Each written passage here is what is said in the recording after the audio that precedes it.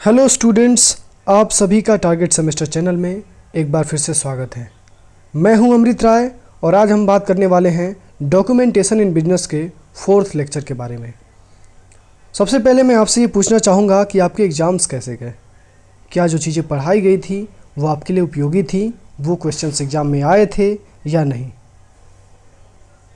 आप सभी से विनम्र निवेदन है कि आप अपने कमेंट सेक्शन में लिखें और ये बताएं कि टारगेट सेमेस्टर पे जो भी लेक्चर्स अपलोड किए जा रहे हैं जिस भी सब्जेक्ट के, वो सब्जेक्ट के लेक्चर्स आपके एग्ज़ाम्स के लिए उपयोगी हैं, आपके एग्ज़ाम में उनसे संबंधित प्रश्न पूछे जा रहे हैं।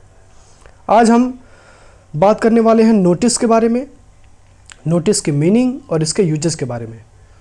सो first of all, what is notice? Notice is a type of business letter which is used to make a formal announcement of something that has happened or going to happen.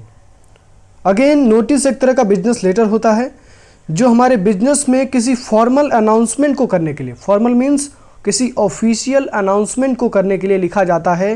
किस चीज़ का ऑफिशियल अनाउंसमेंट करना है? Something that has happened और going to happen.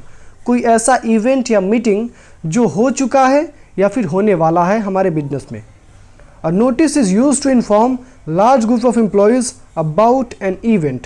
Notice हमारे business में इसलिए लिखा जाता है ताकि हमारे बिजनेस में जो कार्य कर रहे हैं एम्प्लॉयज़ हैं उनको किसी इवेंट के बारे में, किसी मीटिंग के बारे में, किसी पर्टिकुलर इवेंट के बारे में उनको जानकारी दिया जा सके।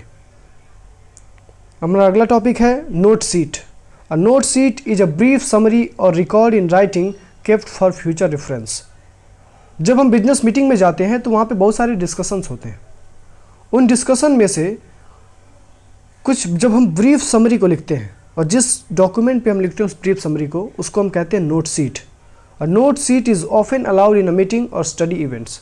फॉर एग्जांपल, यदि आपको किसी सेमिनार में जाना है तो और वहाँ पे सेमिनार में कोई बड़ा व्यक्ति आने वाला है तो आपको वहाँ पे पेन और पेपर अलाउड होता है ताकि जो भी व्यक्ति वो इंपॉर्टेंट चीज़ें बता रहा है आप उसको नोट डाउन कर लें। इसको हम नोट सीट कहते हैं। तो एक बार और पढ़ लेते हैं। Notice is a brief summary और record in writing kept for future reference. हमारे बिजनेस में जो मीटिंग हो रहा है उस मीटिंग में जो भी इंपॉर्टेंट और रेलेवेंट टॉपिक्स डिस्कस हो रहे हैं उसका हम एक रिटन रिकॉर्ड बनाते हैं ब्रीफ में, यानी संक्षिप्त में, ताकि फ्यूचर में हम रेफ़र कर सकें कि उस मीटिंग में कौन कौन सी बातें हुई थी, किस किस टॉपिक पे बातें हुई थी। Note seat is often allowed in a meeting और स्टडी इवेंट्स। नोट सीट अक्सर हमारे मीटिंग्स में या फिर स्टडी इवेंट्स में अलाउ किया जाता है किसी भी बिजनेस के। हमारा अगला टॉपिक है एजेंडा। एजेंडा क्या होता है? तो जैसा कि जो क्लास 12th के स्टूडेंट्स हैं जिन्होंने यूपी बोर्ड से पढ़ाई की होगी उन्होंने वन वर्ड सब्सटीट्यूशन करके एक कंसेप्ट पढ़ा होगा। उसमें एजेंडा का मतलब होता है topics to be discussed in a business meeting. ठीक वही मतलब यहाँ भी एजेंडा का है। Agenda is a list of topics to be discussed in a business meeting. यानी हमारे बिजनेस मीटिंग में जो भी टॉपिक्स हमको डिस्कस करने हैं उसका हम एक लिस्ट बनाते हैं, उस लिस्ट को ही हम एजेंडा कहते हैं। Agenda is prepared by company secretary of a company. जो भी बड़ी बड़ी कंपनीज होती हैं उनके कंपनी सेक्रेटरी एजेंडा को बनाते हैं। कंपनी सेक्रेटरी ये डिसाइड करता है कि इस बार जनरल मीटिंग में, बोर्ड मीटिंग में कौन कौन से टॉपिक्स पे हमको डिस्कस करना है। So what is agenda? Agenda is a list of topics to be discussed in a business meeting. यानी एजेंडा वो लिस्ट है उन टॉपिक्स का जिनको हमको बिजनेस मीटिंग में डिस्कस करना है। दूसरी बात, एजेंडा किसके द्वारा प्रिपेयर किया जाता है? तो एजेंडा कंपनी सेक्रेटरी के द्वारा प्रिपेयर किया जाता है। माइनट्स, इसको मिनट्स भी कहते हैं, माइनट्स भी कहते हैं। Minutes are notes taken of discussions and decisions made during discussions. जब हम अपने बिजनेस में कोई मीटिंग करते हैं या फिर कोई डिस्कशन करते हैं तो उस समय हमको कुछ कॉपी पेन पेपर ले जाने का को अलाउड किया जाता है ताकि हम अपने बिजनेस में जो भी इंपॉर्टेंट डिस्कशंस हो रहे हैं उसमें से जो भी डिसीजंस लिए जा रहे हैं उसको हम नोट डाउन कर सकें। इसको हम माइनट्स कहते हैं। In formal meeting minutes are taken to for future reference and these are kept as legal document. जो माइनट्स होते हैं वो हमारे फॉर्मल यानी ऑफिशियल मीटिंग में इसलिए लिखे जाते हैं, इसलिए ले जाए जाते हैं ताकि हम उस बिजनेस मीटिंग में डिस्कस किए गए टॉपिक्स को फ्यूचर में रेफ़र कर सकें, और वो एक लीगल डॉक्यूमेंट का भी काम करता है। जैसा कि हमने जब डॉक्यूमेंटेशन इन बिजनेस का पहला लेक्चर बनाया था तो हमने आपको बताया था कि हमारे बिजनेस के जो भी ट्रांजैक्शंस और इवेंट्स होते हैं उसमें जो भी हम डॉक्यूमेंट्स बनाते हैं उन डॉक्यूमेंट्स को हम एक लीगल एविडेंस कह सकते हैं। यानी यदि हमारे बिजनेस में कोई ट्रांजैक्शन हो रहा है, कोई मीटिंग हो रही है, कोई इवेंट हो रहा है, तो उस इवेंट से, उस ट्रांजैक्शन से संबंधित जो भी चीज़ें हो रही हैं उसको हम नोट डाउन करते हैं। और जब नोट डाउन करते हैं तो वो हमारा एक लीगल डॉक्यूमेंट बन जाता है। क्या बन जाता है? Legal document.